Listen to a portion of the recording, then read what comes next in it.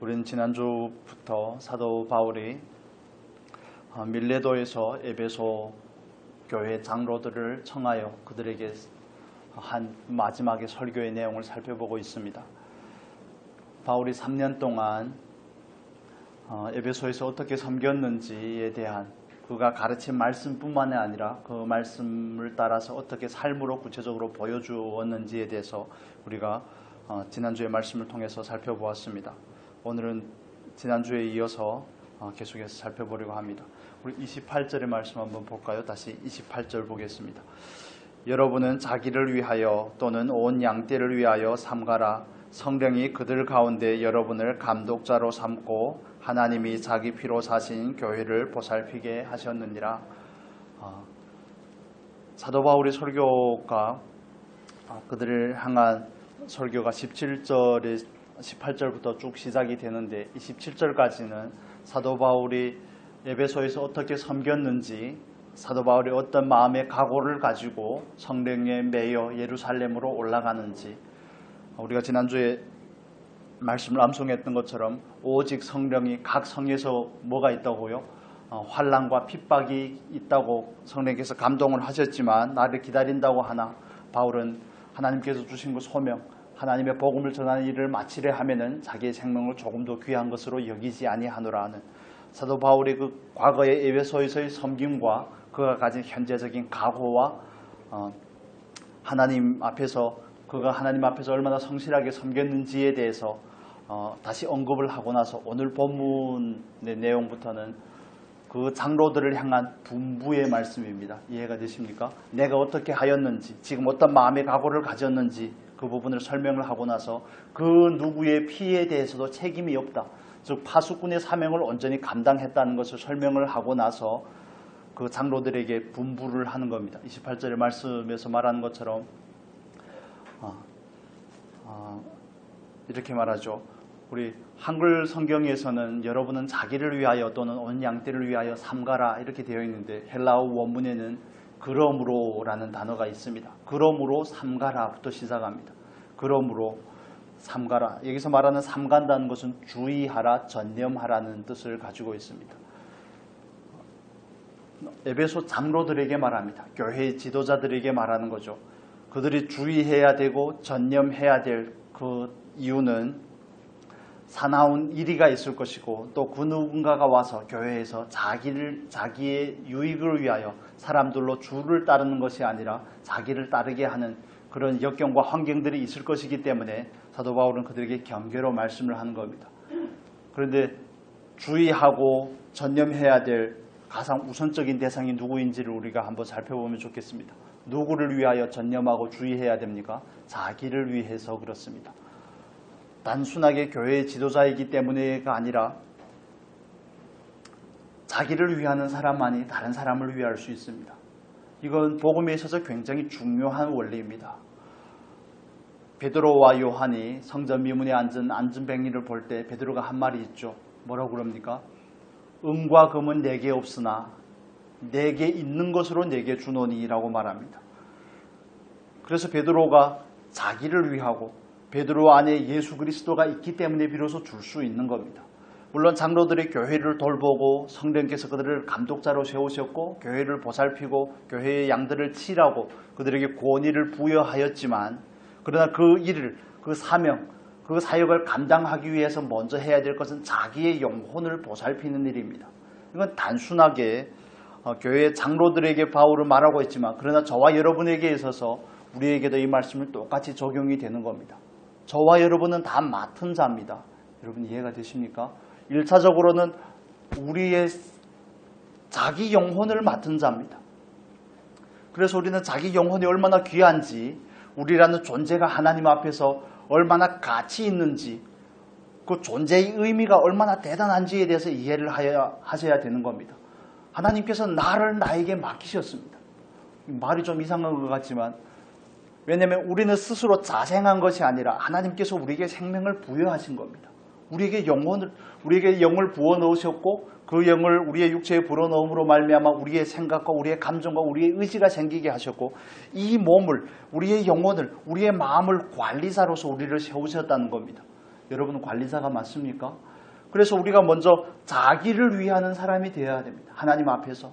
그 예수 그리스도의 은혜를 입은 자로서 내 안에서 자기를 잘 관리하는 사람이 되어야 됩니다.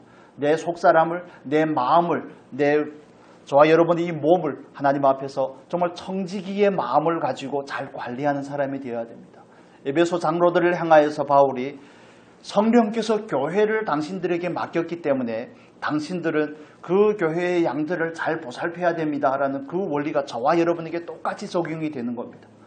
여러분, 하나님 앞에서 저와 여러분의 존재가 존귀함을 깨달으시기를 축복합니다. 세상의 기준을 따라 비교하지 마시고 나는 집이 없는데, 나는 세상에서 명예가 없는데, 돈이 없는데, 이런 걸 가지고 건강이 없는데, 세상 사람들이 기준으로 삼는 것을 가지고 자기를 바라보는 것이 아닙니다.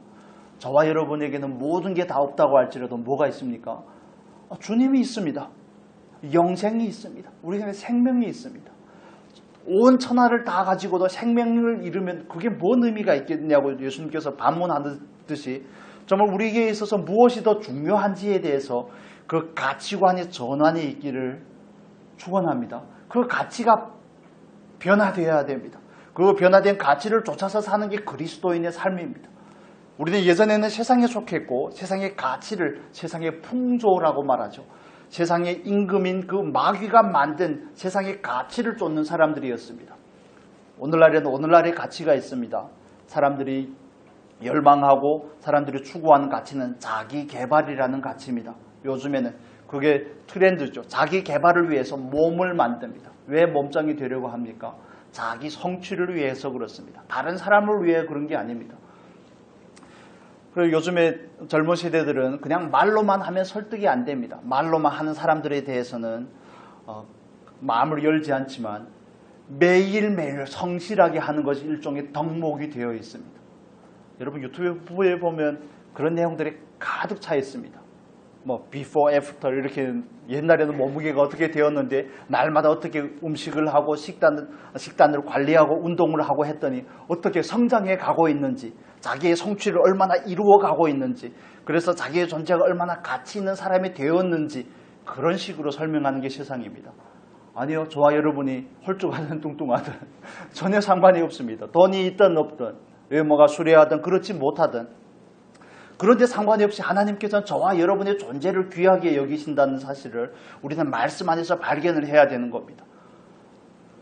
그게 저와 여러분이 가진 중요한 자산입니다. 하나님께서 우리를 사랑하신다는 것, 그리고 우리에게 자기를 먼저 살피라고 말씀하신다는 것, 내 영혼을 먼저 사랑하라고 말씀하신다는 것, 그 가치가 있다는 것을 우리가 비로소 깨달을 때 비로소 자기를 스스로를 사랑할 수가 있습니다.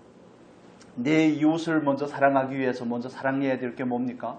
자기를 사랑하는 겁니다. 자기를 사랑하는 것과 같이 이웃을 사랑하는 겁니다. 자기를 하찮게 대하는 사람은 다른 사람에 대해서도 그 귀함을 잘 모릅니다. 별로 동기가 잘 안 되시는 것 같은데 설득을 해보도록 하겠습니다.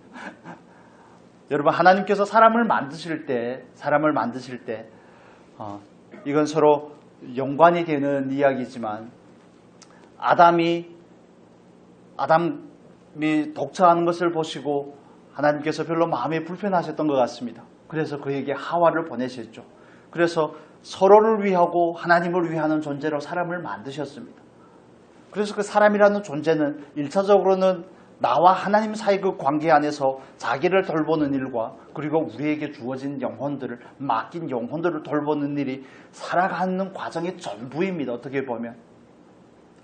그래서 세상의 사람들은, 학자들은 사회적 동물이다 이렇게 표현을 하기도 하는데, 그래서 성경이 우리에게 말하고 있는 것은 우리 한 사람 한 사람이 하나님 앞에서 가치가 있는 것이고, 우리는 자기를 위하는 삶만을, 이기적인 위함을 말하는 겁니다. 그 위함만을 위해서 만든 것이 아니고 이타적인 삶을 위해서 만들어져 지음을 받았다는 사실, 그래서 서로를 위하고 하나님을 위하는 존재로 부름을 받았다는 것을 성경은 우리에게 증언하고 있습니다.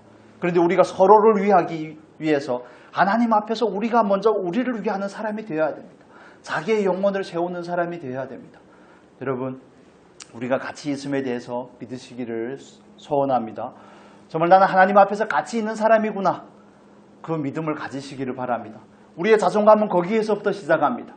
세상이 우리에게 정해놓은 그 기준들이 우리에게 왜곡된 자존감의 기준을 가져와서 스스로 비하하게 하고 비굴하게 하고 세상에서 떳떳하지 못한 것처럼 살게 하는 것이 세상이 우리에게 가져온 왜곡된 메시지라면, 그러나 성경은 우리에게 뭐라고 말합니까?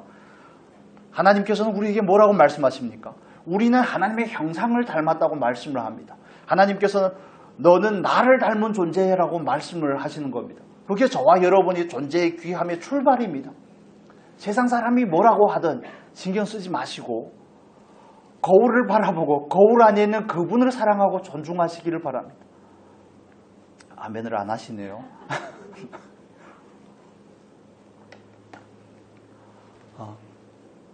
이 세상이 우리에게 얼마나 왜곡된 것들을 많이 집어넣는지를 이해를 하셔야 됩니다.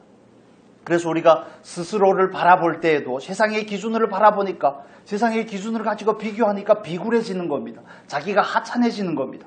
그렇지만 하나님의 말씀이라는 기준을 가지고 자기를 바라보고 하나님과 우리 사이에서 온전한 관계의 회복, 그 존재의 귀함에 대한 회복이 온전하게 일어나고, 그러고 나서 우리가 비로소 다른 사람을 바라볼 때 그토록 아름답게 보이는 겁니다. 다른 사람을 위하는 존재로서 자기가 세워졌음을 비로소 이해하게 되고, 삶의 참 의미가 무엇인지, 하나님께서 맡기신 부여하신 그 사명이 무엇인지에 대해서 알게 되는 겁니다.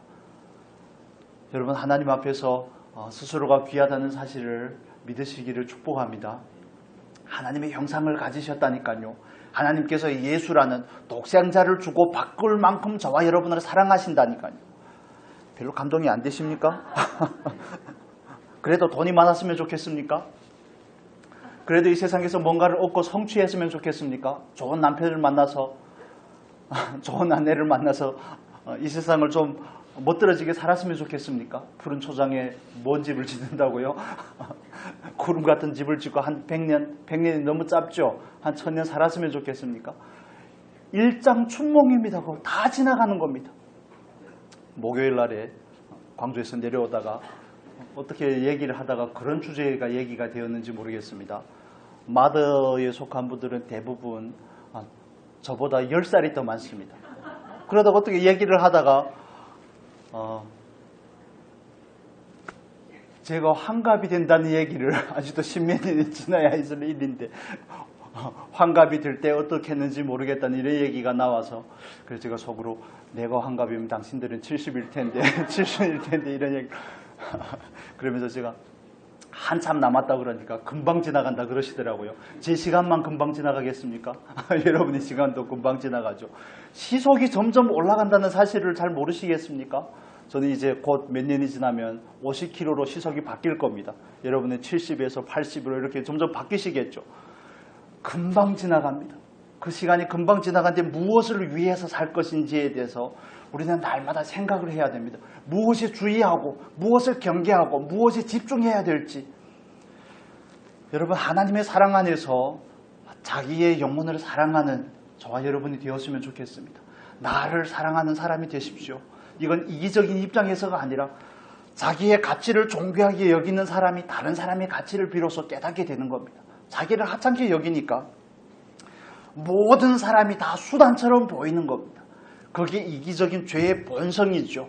남편도 자기를 위한 수단이고 주변에 있는 자녀들도 자기를 위한 수단이고 돈이고 이 세상에 존재하는 모든 것들이 자기를 위한 이기적인 욕망을 위한 수단으로 변모가 되어 있는데 그걸 왜곡된 것입니다.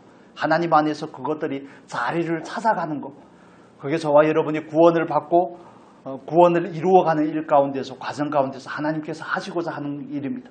회복시켜가는 것입니다. 여러분, 하나님께서는 우리의 영혼을 우리에게 맡기셨습니다. 아멘입니까? 또 우리의 주변의 영혼들을 우리에게 맡기셨습니다. 그래서 자기를 위해서 집중하고 경계해야 됩니다. 나에게 맡긴 영혼들을 돌아보기 위해서 주의하고 경계를 해야 됩니다.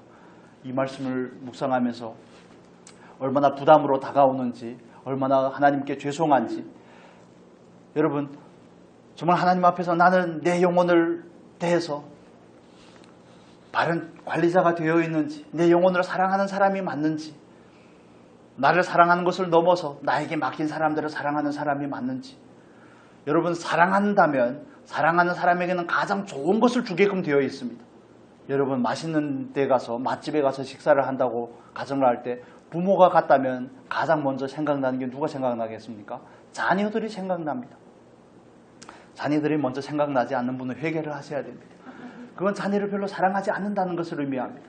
남편이 같다면 아내가 생각이 날 것이고 아내가 같다면 먼저 남편이 생각이 나겠죠. 남자친구, 여자친구는 마찬가지입니다. 그래서 늘 자기가 사랑하는 사람에게 좋은 것을 나누고 싶은 게 인지상정이 아니겠습니까? 그런데 우리가 이런 부분들에 대해서 너무 강구하고 살아가더라는 겁니다. 사랑하는 사람에게 있어서는 거기에 상응하는 가치를 부여하게끔 되어 있습니다. 그렇다면 이렇게 질문을 해보고 싶습니다. 여러분, 자기를 위하여 주의하고 경계하는 일에 대해서 그 일을 얼마나 귀하게 여깁니까? 내 영혼을 하나님께서 나에게 맡기셨다는 사실을 안다면 내 영혼을 사랑하기 위해서 우리는 어떤 구체적인 액션이 있습니까? 그냥 허황된 소원이나, 허황되다는 표현이 좀 그렇지만 그냥 소원으로 그치는 거, 그냥 원함의 자리에 머무르는 거, 깨달음의 자리에 머무르는 거 해야 될 텐데로는 아무것도 해결이 되지 않습니다. 그걸 위해서 구체적인 어떤 액션이 있습니까? 행하지 않는 건 다 가짜입니다. 몸을 들여서, 시간을 들여서, 정성을 들여서 하는 일이 우리가 사랑하는 일입니다. 우리가 해야 될 일입니다. 그렇다면 자기의 영혼을 사랑한다면 자기의 영혼을 위하여 시간을 할애해야 되지 않겠습니까? 내 영혼의 성장을 위해서 구체적인 액션들을 해야 되지 않겠습니까? 예수님께서 우리에게 본을 보여주셨듯이 사람이 무엇으로 산다고요? 사람이 떡으로만 사는 것이 아니라는 겁니다. 하나님이 우러나오는 모든 말씀으로 산다는 겁니다. 사람이 왜 말씀으로 삽니까? 우리는 영적인 존재이기 때문에 그렇습니다. 여러분은 영적인 존재라는 사실에 대해서 얼마나 인지하고 있습니까? 영적인 존재라는 사실에 대해서 스스로를 얼마나 가르치고 있습니까? 이 세상이 마치 영원할 것처럼 막연한 그 믿음 안에, 신념 안에서 살아가고 있지는 않습니까? 살피셔야 되는 겁니다. 자기를 사랑한다면, 내 영혼을 사랑한다면 내 영혼을 위하는 일들을 해야죠. 말씀을 주기적으로 먹고 하나님과의 관계 안에서 내 영혼을 돌아보고 경계하고 어떤 것들에 대해서는 멀리하고 어떤 부분들에 대해서는 하나님과의 깊은 사귐을 가지고 정말 예수님께서 하루의 그 고단한 사역을 마치고 나서도 가장 우선시한 것이 뭡니까? 기도하는 일입니다. 무리를 떠나, 말씀을 일일이 찾을 수 없지만 무리를 떠나 산에 혼자 올라가서 하나님과 독대하는 시간을 가지는 겁니다. 영혼을 위해서, 영혼을 사랑하는 일에 있어서 그것보다 더 중요한 일이 어디에 있겠습니까? 여러분이 혼자 있을 때, 여러분에게 시간과 공간이 주어졌을 때 여러분은 무엇을 합니까? 자기의 영혼을 사랑하는 일을 위해서 얼마나 많은 정성을 쏟습니까? 그건 비례하는 겁니다. 사랑하는 것과 정성을 쏟는 것은 비례되는 겁니다. 만약 그러지 못하고 있다면 우리는 자기의 영혼을 별로 위하는 사람이 아닐 수가 있습니다. 자기의 영혼을 위하지 못하는 사람은 다른 사람의 영혼을 위할 수가 없습니다. 자기를 위해서도 기도하지 않는데 어떻게 이웃을 위해서 기도할 것이며, 이웃을 위해서 기도하지 않는데 어떻게 공동체를 위해서 기도하고 하나님의 나라의 확장을 위해서 기도할 수 있겠습니까? 앞의 것을 하지 않고 뒤의 것만 한다면 하는 것 과정의 일들이 어찌 보면 그냥 의무와 책임에 있어서 마지못해 하는 것들일 수가 있다는 겁니다. 여러분 살펴주셨으면 좋겠습니다. 자기의 영혼을 위하는 저와 여러분이 되었으면 좋겠습니다. 그 영혼을 위하기 위해서 우리는 정말 하나님과 주기적인 관계를 가지는 것이고 하나님 앞에 나아가서 영혼의 소생함을 얻기 위해서 참된 안식을 얻기 위해서 하나님께 나아가는 겁니다. 왜 그렇습니까? 그분이 저와 여러분의 목자이기 때문에 그렇습니다. 양이 쉴 수 있는 것은 푸른 초장과 풀밭이 있어서 쉬는 것이 아니라 목자가 있어야 쉴 수 있는 겁니다. 목자가 있어야 푸른 풀밭과 초장이 있는 것이고 쉴 만한 물가가 있는 겁니다. 목자가 있어야 목자가 함께 할 때만이 비로소 쉴 수 있는 겁니다. 스스로의 영혼을 위한다면 하나님과의 그 시간을 정말 충분히 내어드릴 수 있기를 축복합니다. 그 일을 위하는 일에 우리가 게으르지 말아야 됩니다. 점검하는 일, 이 마음의 부정한 생각들이 우리의 감정을 휘두르는 세상 것들이 흘러들어올 때마다 마음을 새롭게 하는 일, 그것들을 아예 원천 차단하는 마음을 지키는 일, 얼마나 중요한 과제들이 많은지 모릅니다. 성장을 위해서 부단히 먹는 일, 하나님과의 교제를 위해서 말씀을 묵상하는 일, 하나님 앞에서 기도하는 일, 지키는 일, 새롭게 하는 일, 점검하는 일, 이런 모든 일련의 일들이 영혼을 위한 구체적인 행동들입니다. 지금은 이렇게 그냥 주제를 뭉뚱그려서 드리지만 이 부분에 대해서 세세하게 성경이 우리에게 뭐라고 말하고 있는지에 대해서 자세하게 좀 살폈으면 좋겠습니다. 언젠가 이 주제를 구체적으로 한번 점검을 하면 좋겠습니다. 이런 구체적인 것들을 하지 않으면서 자기 영혼을 사랑한다는 것은 거짓일 수가 있습니다. 자기 영혼을 사랑하지 않으면 다른 영혼을 돌보고 싶고 나에게 맡긴 영혼들을 위하고 싶다고 해도 할 수 있는 역량이 안 되는 겁니다.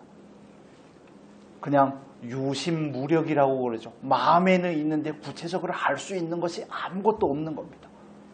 내 코가 석자인데 나도 안 되는데 어떻게 다른 사람을 도울 수가 있겠습니까? 그래서 베드로의 이야기를 말씀을 드린 겁니다. 베드로가 자기는 예수 안에서 쉬고 자기에게는 예수가 있기 때문에 성전 미문에 앉은 안진뱅이를 보고 돈을 줄게가 아니라 용돈을 줄게, 구걸할 수 있는 그가 구걸하는 그 구걸함을 따라서 자기가 드릴 수 있는 용돈을 좀 주는 게 아닙니다. 그는 내게 있는 가장 귀한 것으로 예수를 줄 수 있는 겁니다. 그래서 저와 여러분 안에 있는 것을 줄 수 있는 것이죠. 영혼에 대해서 정말 좋은 관리자가 되었으면 좋겠습니다. 이 말씀을 묵상하며 하나님 앞에 정말 많은 회개의 시간을 가졌습니다. 얼마나 미안한지, 한 해가 저물어 가고 있는데 2025년 나는 내 영혼을 위해서, 내 마음을 위해서, 나에게 맡긴 이 육체를 위해서 70년, 80년이라는 이 시간 동안이 기회로 주신 이 날들을 위해서 나는 무엇을 하였는가? 여러분, 우리에게 모든 것이 영원하다면 아끼지 않아도 됩니다. 그냥 흥청망청 써도 됩니다. 그런데 시간도, 우리에게 주어진 기회도, 우리에게 주어진 모든 것들은 다 유한하기 때문에 그만큼 가치 있는 것이고 귀한 일들입니다. 인연이 얼마나 귀합니까? 우리에게 주신 시간은 또한 얼마나 귀합니까? 그런데 우리가 늘 뒷북을 칠 때가 많죠. 주어졌을 때는 그게 귀한 줄을 잘 모르다가 돌아보고 나면, 뒤돌아보면, 그런데 버스는 이미 떠나는 거 아니겠습니까? 뒤돌아보면 한탄하고 안타까워 한들 뭔 소용이 있겠습니까? 차라리 하나님 앞에서 지금 나에게 주어진 시간 안에서 내 영혼을 잘 돌보고 나에게 맡긴 영혼들을 돌보고 그들을 위해서 기도하고 그들을 하나님께 아뢰고 하는 일들을 저와 여러분들이 구체적으로 해야 되지 않겠습니까? 단순한 사도 바울이 에베소 교회 장로들을 향한 양떼를 맡은 목자를 향한 권면이 아니라 저와 여러분이 다 맡은 자라니까요. 그 부분에 대해서 온전한 동기가 있었으면 좋겠습니다. 그렇다면 삼간다는 것, 이렇게 원문의 뜻을 제가 설명을 해드렸지만 주의하고 전념한다는 것은 어떤 의미를 가지는지에 대해서 잠깐 말씀을 드리겠습니다. 주의한다는 것, 국어 사전에는 이렇게 나와 있습니다. 마음에 새겨두고 조심하는 겁니다. 주의한다는 것은 마음에 새겨두고 조심하는 겁니다. 여기서 말하는 주의한다는 것은 이런 의미를 가집니다. 마태복음을 잠깐 볼까요? 마태복음에 보면 이 구절을 잘 설명이 된 부분들이 있습니다. 마태복음 6장 1절의 말씀을 보겠습니다. 예수님께서 이 단어를 어떤 부분에 사용을 하였는지 살펴보면 그 삼가라는 의미, 주의하다는 의미가 어떤 것인지 알 수 있습니다. 6장 1절을 보겠습니다. 마태복음 6장 1절 같이 읽겠습니다. 사람에게 보이려고 그들 앞에서 너희 의를 행하지 않도록 주의하라. 그리하지 아니하면 하늘에 계신 너희 아버지께 상을 받지 못하느니라.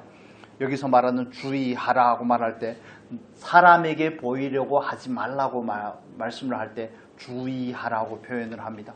저와 여러분은 누구 앞에서 삽니까? 우리는 하나님 앞에서 사는 사람이죠. 그래서 저와 여러분의 모든 삶은 하나님 앞에 갔을 때 궁극적인 결과를 결정짓습니다. 그 엄중한 일에 있어서 예수님께서는 주의하라고 말씀합니다. 사람 앞에서 하는 외식적인, 요식적인 행위가 아니라 하나님 앞에서 하기 위해서 경계하라는 겁니다. 그리고 예수님께서는 누가복음에 보면, 누가복음 가서 보겠습니다. 말씀이 여러 군데 있는데 누가복음 12장 1절의 말씀을 보겠습니다. 누가복음 12장 1절.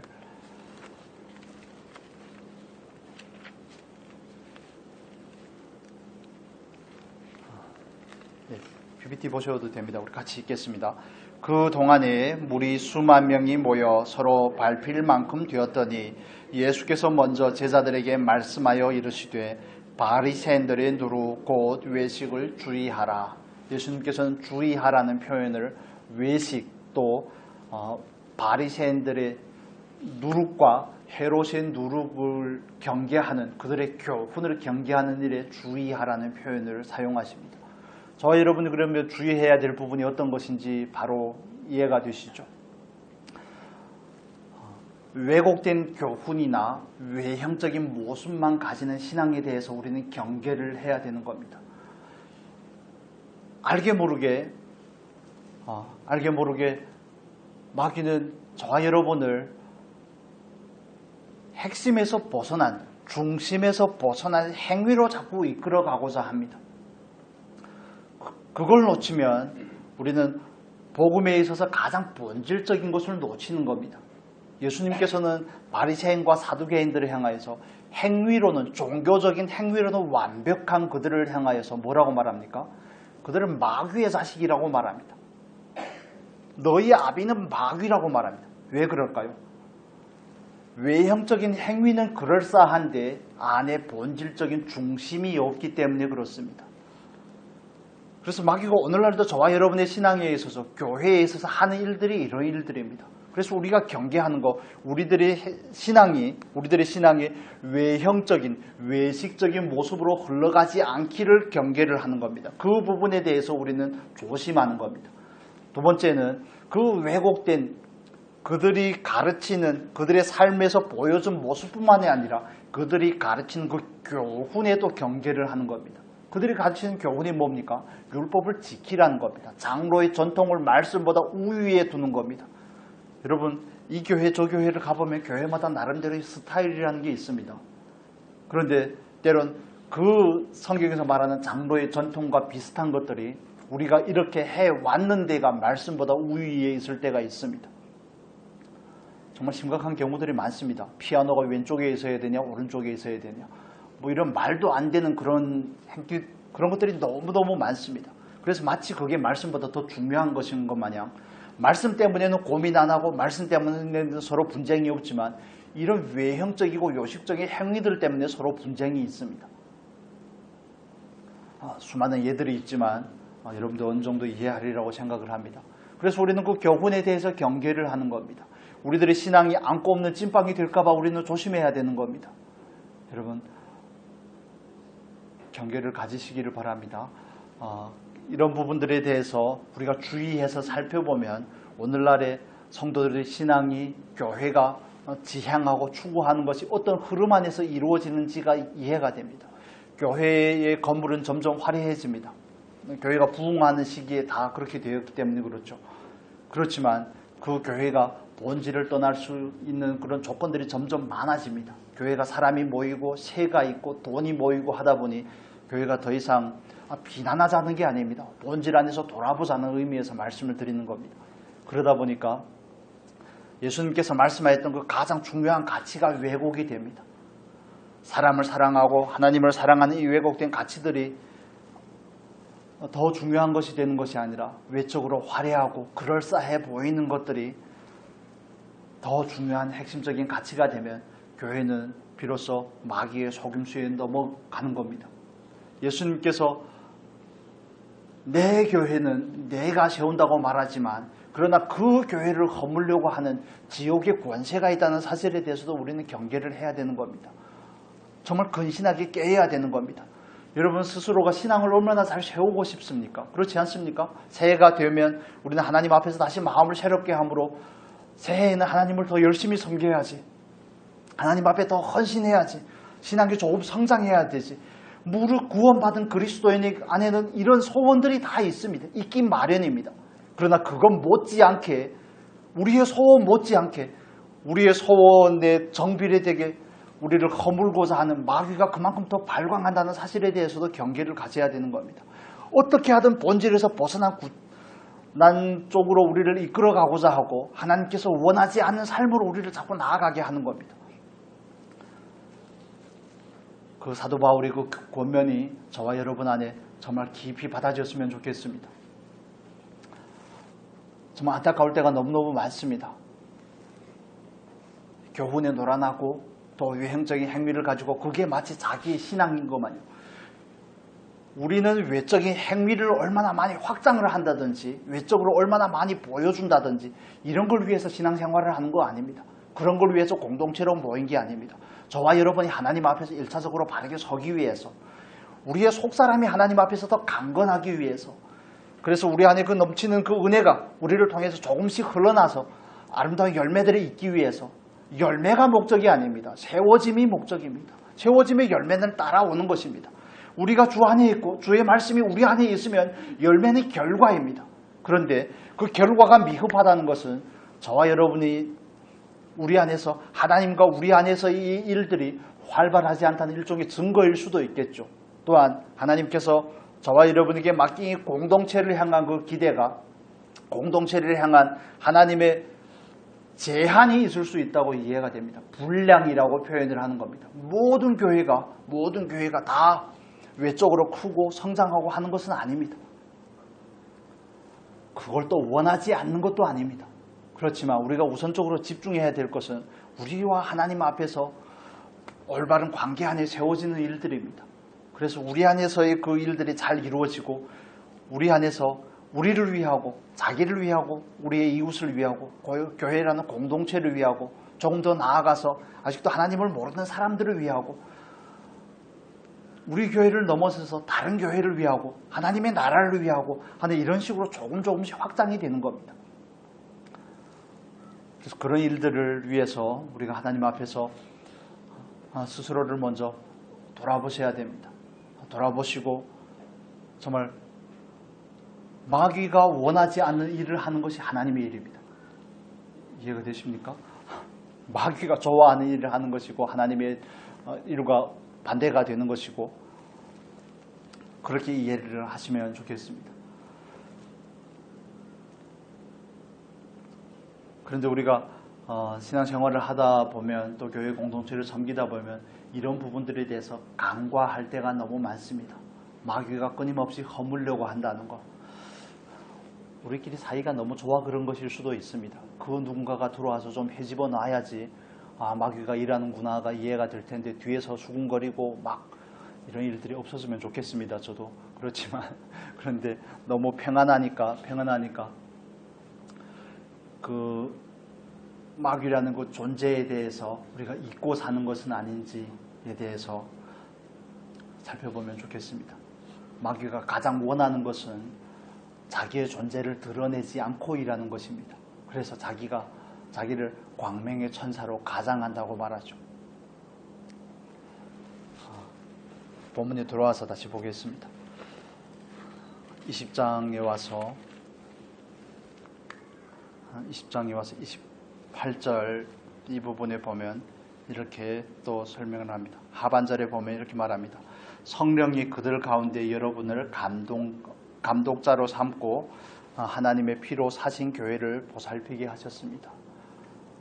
여러분, 저와 여러분이 세워진 거 하나님의 절대적인 부르심과 은사의 결과인 줄로 믿습니다. 하나님께서 세우신 겁니다.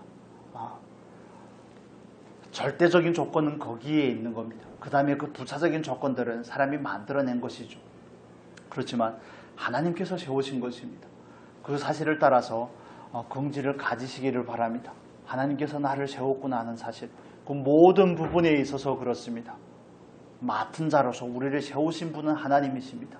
그렇다면 맡겨주신 하나님께서 능히 감당할 힘도 주실 줄로 믿습니다. 그 감당할 힘을 얻기 위해서 우리가 해야 될 것은 하나님 앞에 나아가 구하는 일입니다. 구하는 일들입니다. 하나님께서 저와 여러분에게 맡긴 것은 하나님의 교회입니다. 피로 값주어 사신 교회입니다. 교회가 얼마나 중요하고 가치 있는지에 대해서 좀 이해를 하실 수 있었으면 좋겠습니다. 피로 값주고 사신 교회. 그래서 교회에는 하나님의 목적이 있습니다. 교회에는 하나님의 기대가 있습니다.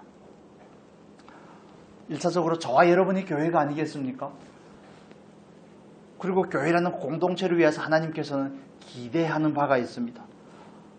고린도서에 가면 이 부분을 이렇게 말씀을 합니다. 우리 고린도 전서의 말씀을 보고 마치도록 하겠습니다. 고린도 전서 6장 암송했던 말씀인데 한번 보겠습니다. 6장 20절.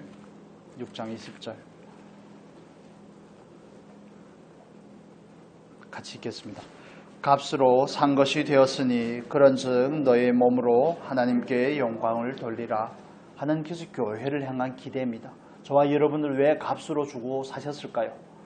값으로 주고 사신 이유는 우리가 하나님의 영광을 위해서 살게끔 하기 위해서 우리를 값으로 주고 사신 것입니다.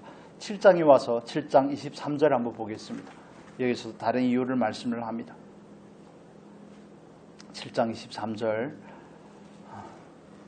같이 읽겠습니다. 너희는 값으로 사신 것이니 사람들의 종이 되지 말라. 사람의 종으로 살지 말고 하나님의 종으로, 하나님을 위해서 살라고 우리를 값으로 주고 사셨다는 겁니다.